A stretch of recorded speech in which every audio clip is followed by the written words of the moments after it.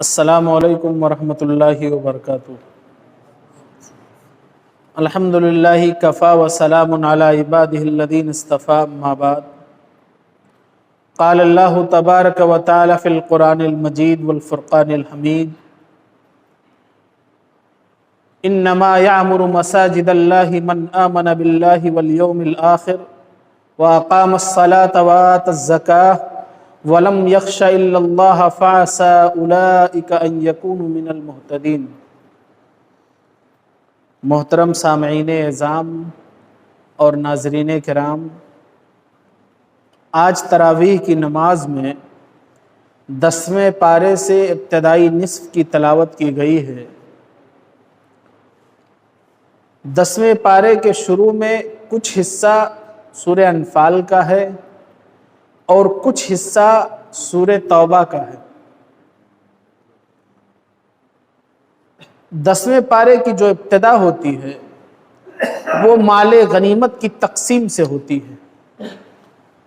اس سے پہلے سورہ انفال جہاں سے شروع ہوتی ہے، اللہ تبارک و تعالی نے بدر کا قصہ بیان کیا ہے، جیسا کہ میں نے 9ویں پارے کے شروع میں ذکر کیا تھا کہ اللہ تبارک و تعالی نے بدر کا قصہ اور اس کا پس منظر بیان کیا ہے۔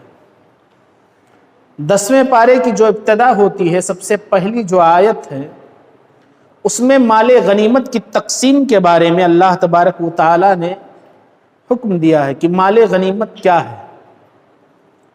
جو لڑائی میں یا بغیر لڑائی کے یا ٹیکس کے طور پر یا جزیہ کے طور پر یا مصالحت کی بنا پر صلح کر کے جو مال حاصل ہوتا ہے، اسی کو مال فے یا مال غنیمت کہا جاتا ہے۔ اس کا طریقہ یہ ہے، طریقہ تقسیم قرآن میں اللہ تبارک و تعالی نے یہ بتلائی کہ اس کا جو 5واں حصہ خمس جو ہے وہ اللہ اور اس کے رسول صلی اللہ علیہ وسلم کے لیے، اس کے بعد جو 4 حصہ ہے، ان 4 حصوں میں سے ایک حصہ سوار کے لیے اور 3 حصہ ان کے لیے جو سواری کے ساتھ جہاد میں شامل ہوئے، اور جو خمس 5واں حصہ ہے، اس کے بارے میں یہ ہے اللہ تبارک و تعالیٰ کو کسی مال کی نہیں ضرورت ہے۔ نبی اکرم صلی اللہ علیہ وسلم اس مال کو اپنے صرف میں نہیں لاتے تھے، اپنے خرچ میں نہیں لاتے تھے، بلکہ اس مال کو بھی مسلمانوں کی کسی مصالحت میں، کسی خیر کے کاموں میں اللہ کے رسول صلی اللہ علیہ وسلم خرچ کرتے تھے۔ جو وہ خمس 5واں حصہ ہے، اس میں یتیموں کا، مسکینوں کا، بیواؤں کا بھی حصہ ہے۔ اللہ رب العالمین نے یہ تفصیل بیان کی ہے کہ مال غنیمت کیا ہے اور مال غنیمت کی تقسیم کا طریقہ کیا ہے۔ دوسری چیز، اللہ تبارک و تعالی نے بدر کے قیدیوں کے تعلق سے ایک تاکیدی حکم بیان کیا۔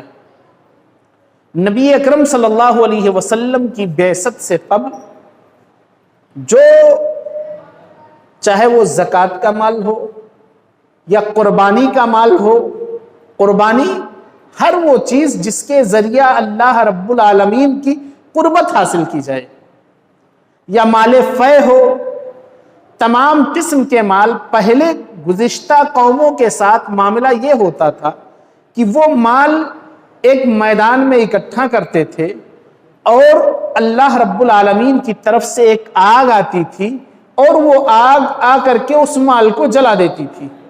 جس کا مال جلا کر کے بھسم ہو گیا، خاکستر ہو گیا، اس کا صدقہ اللہ رب العالمین کے یہاں قابل قبول ہو گیا، اور جس کا مال جلانے اللہ رب العالمین کی طرف سے یا آسمان سے کوئی آگ نہیں آئی، اس کا صدقہ قابل قبول نہیں ہوا۔ جیسے ہم نے اور آپ نے حابیل اور قابیل کے قصے میں جانا تھا کہ حابیل کا مال اللہ رب العالمین کے یہاں حابیل کی قربانی قبول ہو گئی، آگ، آسمانی آگ آئی اور اسے جلا کر کے خاکستر کر دیا، اور قابیل کا مال اللہ رب العالمین کی راہ میں قبول نہیں ہوا۔ تو اللہ تبارک و تعالی نے بدر کے قیدی امت محمدیہ صلی اللہ علیہ وسلم کے لیے اللہ تبارک و تعالی نے مال غنیمت کو حلال کر دیا۔ اب کوئی آگ نہیں کہ کوئی آگ آئے اس مال کو جلا دے، بلکہ اس مال کو اب آدمی کھا سکتا ہے، اپنے استعمال میں لا سکتا ہے۔ اللہ رب العالمین نے اس ناحیے سے اس مال کو حلال کر دیا۔ بدر کے قیدیوں سے جو مال حاصل ہوا اسے کیا کیا جائے، بدر کے قیدیوں کے ساتھ کیا سلوک کیا جائے، اللہ تبارک و تعالیٰ نے اس بارے میں تاکیدی حکم بیان کیا کہ اللہ رب العالمین نے کہا پہلے تو ہم نے ایک طریقہ تم کو بتلا دیا کہ مال فے جو حاصل ہو اس کو مسلمانوں میں تقسیم کیا جائے، اللہ اور اس کے رسول کا 5واں حصہ نکال کر کے جو باقی فوجی ہیں ان کو، جو سواری کے ساتھ آئے ہیں ان کو، یا ان میں تقسیم کیا جائے۔ تو اب معاملہ یہ ہوا کہ بدر کے قیدیوں کے ساتھ کیا سلوک کیا جائے، تو وہ اللہ تبارک و تعالیٰ نے یہ حکم دیا کہ وہ حاکم وقت پر جو امام ہے اس امام پر ہے، چاہے تو قیدیوں کو قتل کر دے، چاہے تو فدیے میں مال لے کر کے انہیں چھوڑ دے۔ اللہ کے رسول صلی اللہ علیہ وسلم نے جب صحابہ کرام کے سامنے پیشکش کی کہ جو بدر کے 70 قیدی آئے ہیں ان کے ساتھ کیا معاملہ کیا جائے، تو حضرت عمر رضی اللہ عنہ کا موقف یہ تھا کہ انہیں قتل کر دیا جائے، اور ابو بکر صدیق رضی اللہ عنہ کا موقف یہ تھا کہ انہیں مال لے کر کے، فدیہ لے کر کے انہیں آزاد کر دیا جائے، اس مال سے ہماری جنگی تیاری ہو جائے گی۔ اللہ کے رسول صلی اللہ علیہ وسلم نے اسی طرز کو اپنایا اور یہی کام کیا، اور بدر کے قیدیوں میں وہ بہت مشہور قصہ ہے کہ عمر بن عاص کو چھڑانے کے لیے حضرت اللہ کے رسول صلی اللہ علیہ وسلم کی بیٹی نے اپنی ماں حضرت خدیجہ کا ہار بھی بھیجا تھا، حضرت زینب نے اپنی ماں کا ہار بھیجا تھا کہ جائیے اور ہمارے شوہر کو فدیے میں یہ ہار دے کر کے ہمارے شوہر کو چھڑا لائیے۔ تو بدر کے قیدیوں کے ساتھ اللہ کے رسول صلی اللہ علیہ وسلم نے یہی کیا کہ انہیں فدیہ لے کر کے آزاد کر دیا۔ ایک تیسری چیز جو سورہ انفال کا آخری حکم ہے کہ اللہ تبارک و تعالیٰ نے مہاجرین اور انصار کی بڑی اہمیت بتلائی، ان کی تعریف بیان کی، ان کی خصوصیت کا ذکر کیا۔ مہاجرین وہ صحابہ جو مکہ سے اپنا گھر بار، وطن، بیوی، بچے، مال، پلاٹ، دکان سب چھوڑ کر کے ہجرت کر گئے اللہ کے لیے، اور انصار مدینہ کے وہ صحابہ جنہوں نے مکہ سے ہجرت کر کے آئے ہوئے، جن سے نہ کبھی میل بیوہار، نہ کبھی چین پرچے، نہ کبھی کوئی ملاقات۔ اللہ کے رسول صلی اللہ علیہ وسلم نے تقریباً 70 صحابہ مہاجرین اور 70 انصار صحابہ کے درمیان مواخات کروایا، بھائی چارگی کروائی، انہیں ان کا بھائی بنا دیا، اور وہ انصار صحابہ اپنے مہاجرین ساتھی کو اپنے مال میں سے آدھا، دکان میں سے آدھا، صحیح بخاری کے روایت کے مطابق بہت مشہور قصہ ہے، عبد الرحمن بن عوف رضی اللہ عنہ مکہ سے ہجرت کر کے آئے ہیں، سعد بن ربی مدینہ کے ہیں، کہا میری 2 بیویاں ہیں، ان میں سے آپ جس کو پسند کریں میں اس کو طلاق دے دوں اور آپ اس سے شادی کر لیں۔ ایسی مثال قیامت تک، اگر یوں کہا جائے کہ قیامت تک صحابہ کرام رضی اللہ عنہم اجمعین نے جو مالی قربانی پیش کی ہے، چاہے وہ مہاجرین صحابہ ہوں چاہے وہ انصار صحابہ ہوں، ایسی قربانی نہیں مل سکتی۔ اور یہی وجہ ہے کہ اللہ تبارک و تعالیٰ نے قرآن کریم میں اکثر جگہوں پر انہیں کہیں مفلحون کہہ کر کے، کہیں فائزون کہہ کر کے، کہیں رضی اللہ عنہم ورضوا عنہ کہہ کے ان کو سرٹیفکیٹ دی ہے کہ یہ لوگ کامیاب ہیں۔ تو اللہ تبارک و تعالیٰ نے ان صحابہ کرام کی، مہاجرین صحابہ کی اور انصار صحابہ کی فضیلت بیان کی۔ اس کے بعد سورۃ التوبہ شروع ہوتا۔ سورۃ التوبہ کے بارے میں سب سے پہلی چیز تو یہ ہے کہ اس سورت کے شروع میں بسم اللہ نہیں۔ بسم اللہ نہ ہونے کی علماء نے کئی وجہیں ذکر کی ہیں۔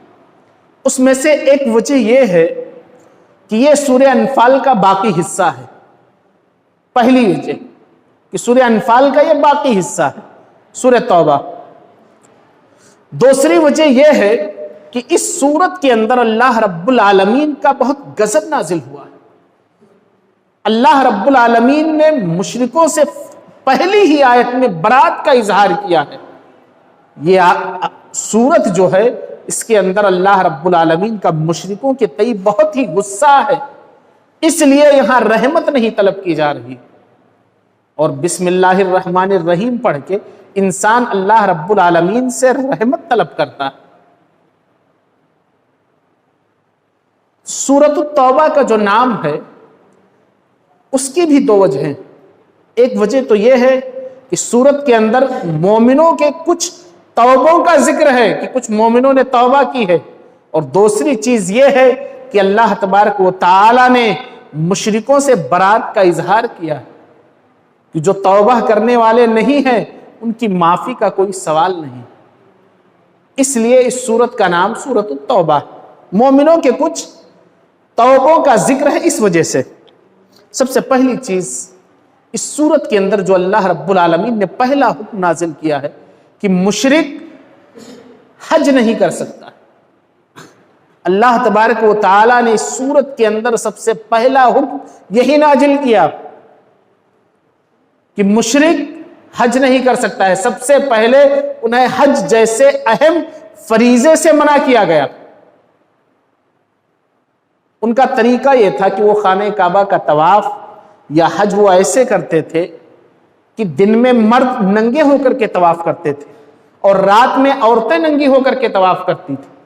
ان کے ذہن میں یہ بات بسی ہوئی تھی کہ ہم جو سود کے ذریعہ پیسہ کماتے ہیں اسی پیسے سے ہم اپنا لباس لاتے ہیں، تو اپنی عبادت کو وہ خانہ کعبہ میں اللہ کے لیے اتنی خالص کرنا چاہتے تھے کہ ہم ایسے مطلب خانہ کعبہ کا طواف کریں یا اللہ کے گھر کا طواف کریں کہ اس میں ربا نہ شامل ہو.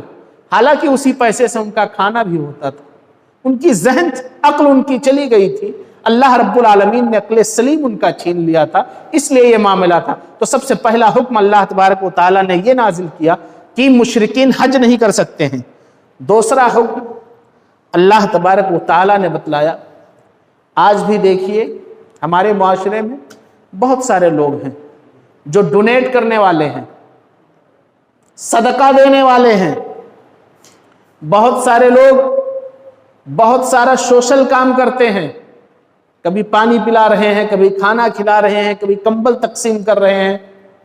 لیکن اگر اس کے ساتھ ایمان ہے تب تو وہ عمل اللہ رب العالمین کے یہاں قابل قبول ہے، اور اگر ایمان نہیں ہے تو اللہ رب العالمین کے یہاں وہ عمل قابل قبول نہیں ہے. مکہ کے لوگ کفار مکہ دو کام بڑی دل جمعی سے کرتے تھے. ایک تو حاجیوں کو پانی پلانا، ستو پلانا، اور دوسرا کام خانہ کعبہ کی تعمیر کرنا. صحیح مسلم کی ایک حدیث ہے کہ کچھ صحابہ بھی ایمان لانے کے بعد پوچھنے لگے، آپس میں بات چیت چلنے لگی کہ تم کو سب سے زیادہ کون سا عمل پسند ہے؟ کسی نے کہا حاجیوں کی خدمت کرنا جو پہلے کر رہے تھے، کسی نے کہا خانہ کعبہ کی تعمیر کرنا. اللہ تبارک و تعالی حضرت عمر رضی اللہ عنہ نے یہ گفتگو سنی، آ کر کے نبی اکرم صلی اللہ علیہ وسلم سے ذکر کیا. اللہ تبارک و تعالی نے اس آیت کریمہ کا نزول کر دیا کہ کیا سوچ رہے ہیں کہ بغیر ایمان کے ہم حاجیوں کی خدمت کریں گے، صدقہ کریں گے، ڈونیٹ کریں گے، اللہ رب العالمین قابل قبول کر لے گا؟ اللہ رب العالمین کے یہاں قابل قبول ہوگا وہ عمل؟ کہا اس کے لیے ایمان شرط ہے. اس کے بعد والی آیت میں اللہ تبارک و تعالی نے اہل ایمان کی تعریف کی کہ مسجد بنانے کے بعد مسجد کون لوگ بناتے ہیں؟ کہا جن کا اللہ پر ایمان ہو. جو میں نے آیت کریمہ پڑھی ہے کہ انما یعمر مساجد اللہ من آمن باللہ. اللہ رب العالمین کے گھروں کو رونق کون بخشتا ہے، مسجدیں کون بناتا ہے؟ جن کا اللہ پر ایمان ہو. والیوم الآخر، اور آخرت کے دن پر ایمان ہو، وَأَقَامَ الصَّلَاةَ اور نماز کے قائم کرنے والے ہوں، وَآتَ الزَّكَاةَ اور زکوٰۃ کے دینے والے ہوں، زکوٰۃ نکالنے والے ہوں، وَلَمْ يَخْشَ إِلَّا اللَّهَ اور اللہ کے علاوہ کسی سے کچھ نہ ڈرنے والے ہوں۔ کوئی دادا، کوئی بابا، کوئی کچھ بھی نہیں کر سکتا۔ وَلَمْ يَخْشَ إِلَّا اللَّهَ جس کے دل کے اندر اللہ رب العالمین کا خوف آ گیا، اس کے دل سے جن، بھوت، پریت، شیطان، ہر قسم کے جو بھی اوہام و خیال ہیں وہ اس کے دل سے نکل جائے گا۔ لیکن کب؟ جب اس کے دل کے اندر اللہ رب العالمین کا خوف آ جائے گا۔ قرآن نے کہا فَعَسَىٰ أُولَٰئِكَ أَن يَكُونُوا مِنَ الْمُهْتَدِينَ اور قریب ہے کہ یہی لوگ جن کے اندر یہ 5 اوصاف حمیدہ ہوں گی، وہی لوگ اللہ رب العالمین کے یہاں وہ لوگ کامیاب ہوں گے۔ تو بتلایا کہ مسجدیں کون بنانے والے ہیں یا کن کے عمل کا فائدہ ہے مسجد بنانے پر بھی؟ جو اہل ایمان ہوں گے، جن کا اللہ پر ایمان ہوگا، یوم آخرت پر ایمان ہوگا۔ آج بھی ہمارے معاشرے میں دیکھیے بہت سارے لوگ ہیں صدقہ و خیرات کرنے والے، لیکن اس کے لیے ایمان شرط ہے۔ رمضان المبارک کا مہینہ چل رہا ہے، بہت سارے غیر مسلم عیسائیوں کے یہاں بڑی کثرت سے لوگ روزہ رکھتے ہیں۔ کیوں؟ روزہ کے جس طرح سے قرآن نے فوائد بیان کیے، نبی اکرم صلی اللہ علیہ وسلم کی حدیث میں فوائد بیان کیے گئے، اس سے کہیں زیادہ طبی فوائد ہیں روزہ کے۔ لوگ روزہ رکھ رہے ہیں، کینسر جیسی مہلک بیماریوں سے بچاؤ کے لیے لوگ روزہ رکھ رہے ہیں۔ تو کہا ایسا روزہ رکھنا کہ اللہ رب العالمین کے یہاں ان کا عمل قابل قبول ہے؟ نہیں۔ اگر ایمان نہیں ہے، اللہ پر ایمان نہیں ہے، یوم آخرت پر ایمان نہیں ہے، تو ان کا عمل قابل قبول نہیں ہے۔ ایک آخری بات جو آج کے درس سے لی گئی ہے وہ یہ ہے کہ یہودیوں نے اپنے علماء کو رب بنا لیا تھا، یعنی ان کے علماء جس چیز کو حلال کہتے تھے وہ اس کو حلال سمجھتے تھے، اور جس چیز کو وہ حرام کہتے تھے اس کو حرام سمجھتے تھے۔ یہاں تک کہ ان لوگوں نے عیسیٰ ابن مریم کو بھی اپنا رب بنا لیا تھا۔ اللہ کے رسول صلی اللہ علیہ وسلم کہتے ہیں، صحیح حدیث ہے، نبی اکرم صلی اللہ علیہ وسلم نے کہا کہ تم میرے مقام و مرتبہ سے مجھے بڑھاؤ نہ، لا تطرونی کما اطرت النصارى، تم مجھے نہ بڑھاؤ جس طرح سے نصارہ نے ابن مریم کے ساتھ کیا۔ انا عبد اللہ و رسولہ، میں اللہ کا بندہ اور اس کا رسول ہوں، مجھے اس کا بندہ اور اس کا رسول ہی کہو۔ یہ آخری تعلیمات تھی، یہ چند باتیں تھیں۔ اللہ رب العالمین سے دعا ہے کہ الہ العالمین ہم تمام کو کہنے اور سننے سے زیادہ اس پر عمل کرنے کی توفیق عنایت فرمائے۔ آمین۔ والسلام علیکم ورحمۃ اللہ وبرکاتہ۔